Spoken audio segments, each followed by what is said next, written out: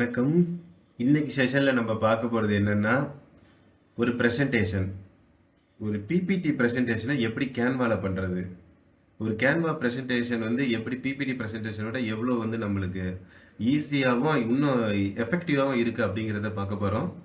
அதுக்கு மிந்தி நீங்க பிபிடியில என்னென்ன பண்ணணும், அதோட பேசிக் திங்ஸ் என்னன்னு பார்க்கணும். எப்படி நம்ம ஒரு ஆடுக்கு சில ஃபார்மாலிட்டிஸ் வச்சிருந்தோம். இப்படிதான் ஒரு ஆடு பண்ணணும்னு இருந்தோம்.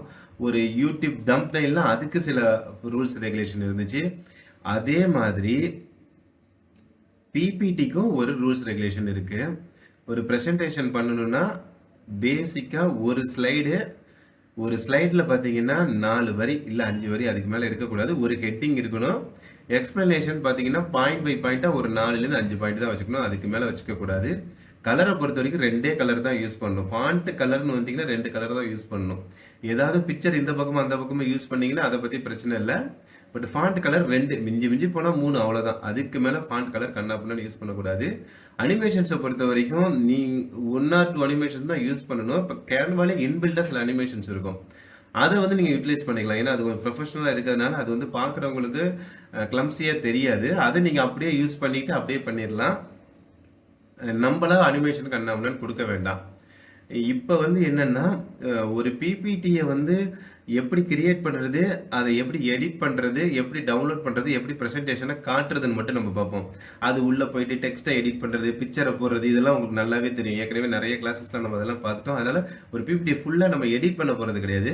எப்படி கிரியேட் பண்ண போறோம், எப்படி பிரசன்ட் பண்ண போறோம், எப்படி டவுன்லோட் பண்ண போறோம், அதை மட்டும் இப்போ நான் உங்களுக்கு சொல்றேன். வழக்கம் போல எப்படி பிபிடினா எங்க போவோம், வழக்கம் போல கிரியேட் பிளஸ் பட்டனை கிளிக் பண்ணிடுங்க. இங்க பிரசன்டேஷன் டைப் பண்ணுங்க. பிரசன்டேஷன் டைப் பண்ணுங்க. பிரசன்டேஷன்ல நிறைய விதமான பிரசன்டேஷன் இருக்கு. முதல்ல இருக்குது பாருங்க 1920x1080. இதுதான் நம்ம யூஸ் பண்ற பிரசன்டேஷன். பாக்கி எல்லாம் அது தகுந்த மாதிரி மொபைல் பிரசன்டேஷன் மொபைல்ல மட்டும் ஓரளவு தெரியும். அந்த மாதிரி பிரசன்டேஷன். இப்ப இந்த பிரசன்டேஷன் இதெல்லாம் பாத்தீங்கன்னா ஒரு கஸ்டமர் டேட்டாவா போட்டு காட்டுற மாதிரி உள்ள பிரசன்டேஷன். பட் நம்ம யூஸ் பண்றது இதுதான் 1920 and 1080. கீழே இருக்கிறதுலவே அதுதான், ஒரே இதுதான். அதே தான் திருப்பி கொடுத்துருக்காங்க. நம்ம அதை ஃபர்ஸ்ட் இந்த ஆப்ஷனை கொடுத்து போயிடுங்க. ஃபர்ஸ்ட் ஆப்ஷனை கொடுத்து போன பிறகு உங்களுக்கு இன்பில்ட் வழக்கம் போல டெம்ப்ளேட்ஸ் இன்பில்ட் டெம்ப்ளேட்ஸ் இந்த பக்கம் நிறைய வந்துடும் உங்களுக்கு. இப்போ நான் டெம்ப்ளேட்ஸ்ல போயிருக்கேன். இன்பில்ட் பிபிடி டெம்ப்ளேட்ஸே வந்துடும். இல்லை உங்களுக்கு எந்த துறை வேணுமோ அந்த துறை சம்பந்தமா ஒரு பிபிடி நீங்க எடுத்துட்டு அதை ஃபர்தரா எடிட் பண்ணிக்கோங்க. இப்போ நீங்க ஒரு டிஜிட்டல் மார்க்கெட்டிங் பண்றீங்கன்னா டிஜிட்டல் மார்க்கெட்டிங் அப்படின்னு மட்டும் கொடுத்துட்டு சர்ச் கொடுத்துருங்க. கொடுத்துட்டு அது ரிலேட்டடா உங்களுக்கு பிபிடிலாம் வந்துருந்தா. இப்போ இந்த மஞ்சள் கலரை கொடுக்குற மாதிரி நல்லா இருக்கு பார்க்கறதுக்கு. இப்போ இதை கொடுத்துட்டு அப்ளை ஆல் 10 பேஜஸ்ன்னு கொடுத்துருங்க. இப்போ பார்த்தீங்கன்னா உங்களுக்கு 10 பேஜஸ்மே இங்கே வந்துடும். ஒன்று கீழே ஒன்று பக்கத்தில் ஒன்று லோட் ஆகிட்டு இருக்குது. இது பாருங்க, லோட் ஆகிடுச்சு. இப்போ இதுலேயே உங்களுக்கு பார்த்தீங்கன்னா டிசைன்ஸ் இவங்க பாருங்க 2 கலர் தான் யூஸ் பண்ணியிருக்காங்களா. 2 கலரு, பாண்ட் கலர் 2 கலர் தான், பேக்ரவுண்ட் கலர் 2 தான். ஒரு எல்லோ ஒரு ஒயிட் மட்டும் மேலே 3வது கலராக இருக்குது. அவ்வளோதான், இதுக்கு மேலே இருக்காது. இப்போ இதில் பார்த்தீங்கன்னா இவங்களே அனிமேஷன் கொடுத்துருப்பாங்க, இவங்களே டெக்ஸ்ட் வச்சிருப்பாங்க. நீங்கள் அதை எடிட் பண்ணீங்கன்னா போதும். இப்போ முதல்ல இந்த பிரசன்டேஷன் எப்படி பார்க்குறதுன்னு சொல்கிறேன். வழக்கம் போல் ஷேர் நீங்கள் மேலே இருக்குல்ல, அங்கே போயிடுங்க.